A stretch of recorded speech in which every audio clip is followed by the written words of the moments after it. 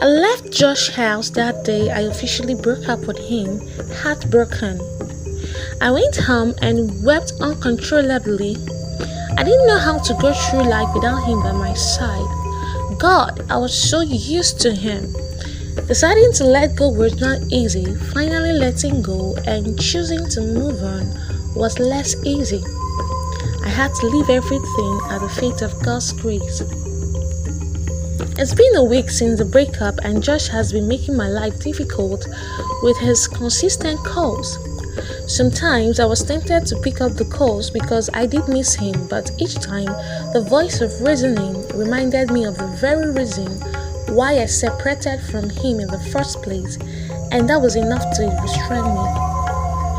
My friends whom he sent to talk to me called me wicked and crazy for walking away from a 5-year-old relationship with a man that loved me wholeheartedly. Well, I told them that they would never understand because if they loved me and wished me peace and happiness as the friends they claimed to be, they wouldn't want me to be entangled with Josh as he stood now. One fateful Saturday, around 8:48 p.m., I was thinking of what to do with Josh's number, whether to blacklist his number and enjoy peace of mind, or let him run my battery down while disturbing the tranquility of my life.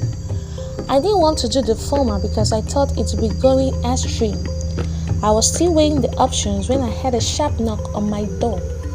Looking at the time, I thought it would be one of my neighbors who might need one thing or the other from me, because I do not entertain visitors at that time in my house aside from Josh then, who sometimes slept over at my house.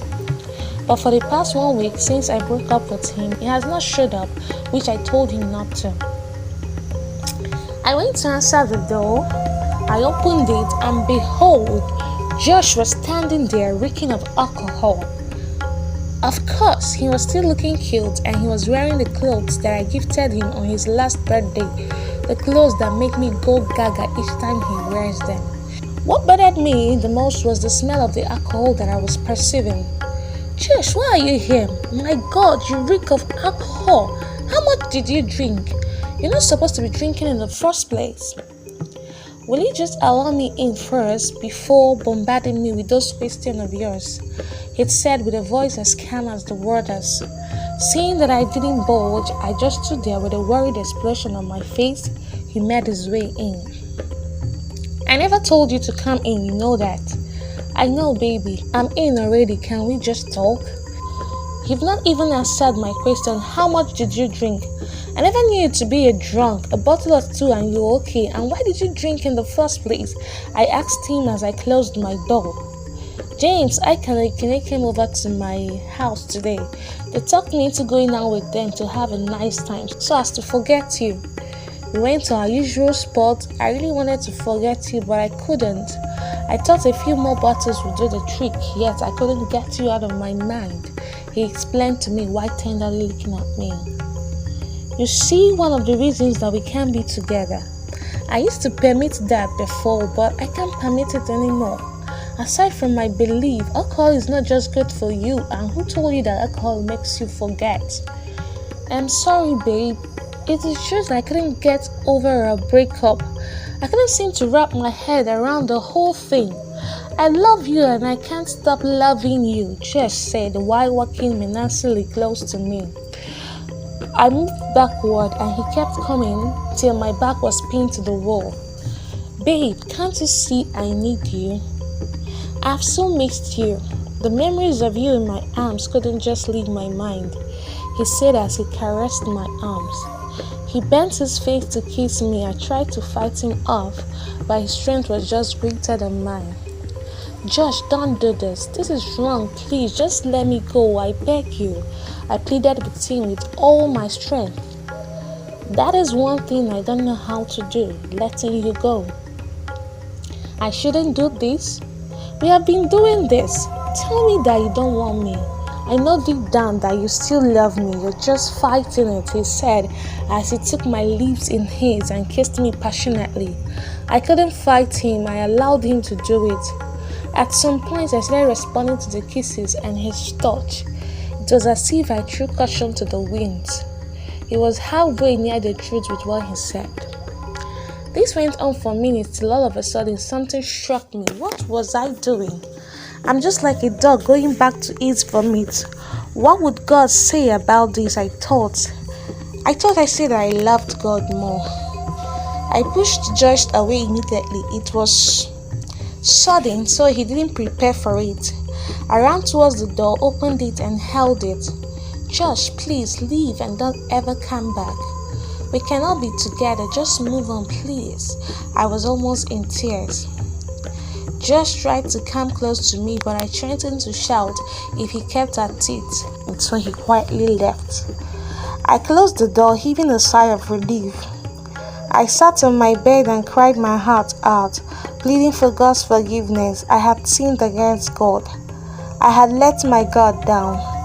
It's so difficult to unlove a person you've loved so dearly for a long period except by God's grace and also being intentional about it. I knew that I might succumb anytime soon to church if I didn't leave this environment. It will be hard for us to move on if I don't take the necessary steps. I had applied for a job in Port Harcourt for 3 weeks now, and I wish I would hear good news so that I would leave Onitsha as soon as possible.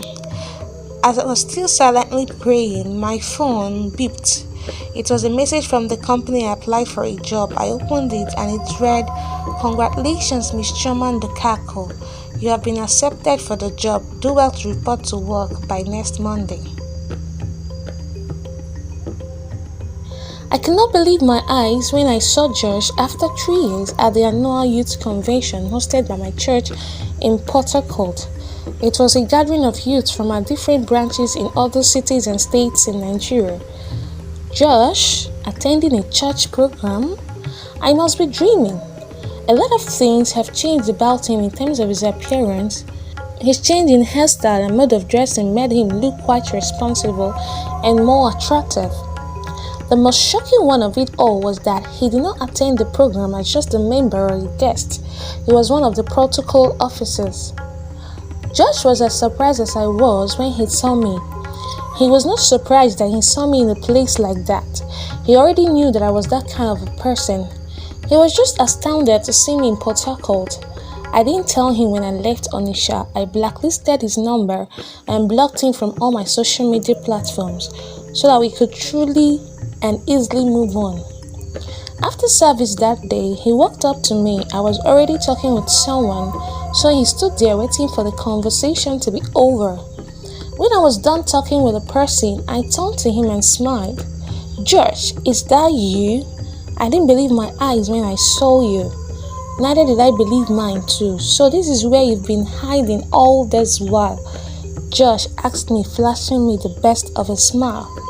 "Yes, so I've been in Port Harcourt. I got a job here and I relocated. You didn't even leave me a message. I remember visiting your house and your neighbors told me that you were no longer residing there. I was devastated when I tried to reach you but could not. Yes, it was something I had to do for us. I never understood then why you had to let me go. I thought we were being insensitive, unfair, ungrateful and wicked, but now I know better. You did not only do that because you loved God, but for the good of us. When I repented and became a born-again Christian, I fully understood why you took that decision. That was because I found myself having the same experience with my friends. They were not moving in the same direction with me. It was like we were in two different worlds. They kept pressuring me to do things that were against my belief. As I keep wanting to rise in my faith and things that pertain to my destiny, they kept trying to pull me down. I tried preaching to them, but they often ignored me. They told me that I was doing the same thing you did, so I had to separate myself from them. I still communicate with them, but they are not my close friends anymore. I was speechless. Amazement was written all over my face upon hearing his words.